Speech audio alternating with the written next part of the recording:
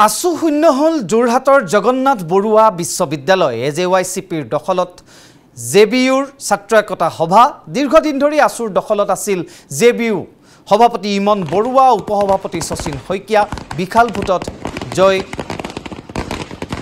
আসুৰ প্ৰাৰ্থী 400তকৈ অধিক ভোটৰ ব্যৱধানত পৰাস্ত হয় আসুৰ প্ৰাৰ্থী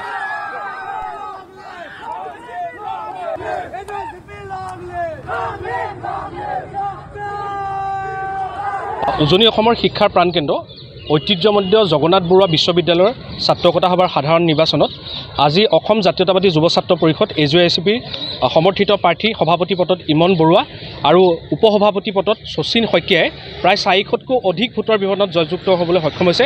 আমি সকলো প্ৰাৰ্থীক অসম জাতীয়তাবাদী যুৱ ছাত্ৰ পৰিষদৰ তৰফৰ পৰা আন্তৰিক শুভেচ্ছা জ্ঞাপন কৰিছোঁ। আৰু যিহেতু উজনি অসমৰ শিক্ষাৰ অন্যতম প্ৰাণকেন্দ্ৰ এই বিশ্ববিদ্যালয়খনৰ বিভিন্ন শৈক্ষিক সমস্যা আছে, বিভিন্ন আন্তঃগাঁথনি সমস্যা আছে।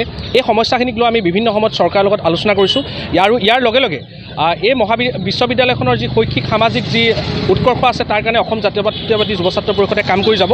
আৰু ইয়াৰ লগতে আমি ক'ব বিচাৰোঁ যে যিসকল প্ৰাৰ্থীয়ে জয়যুক্ত হ'ল তেওঁলোকে অসমৰ জাতীয় সমস্যাৰ বিৰুদ্ধে মাত মাতিব, অসমৰ ছাত্ৰ ছাত্ৰী শৈক্ষিক সামাজিক আৰু বৌদ্ধিক উন্নয়নৰ কাৰণে তেওঁলোকে মাত মাতিব। আৰু তেওঁলোকে যিসমূহ প্ৰতিশ্ৰুতি ইউনিভাৰ্চিটিৰ ছাত্ৰ ছাত্ৰীসকলক দিছিলে সেই প্ৰতিশ্ৰুতিসমূহ আখৰে আখৰে পালন কৰিব বুলি আমি আশা প্ৰকাশ কৰিছোঁ।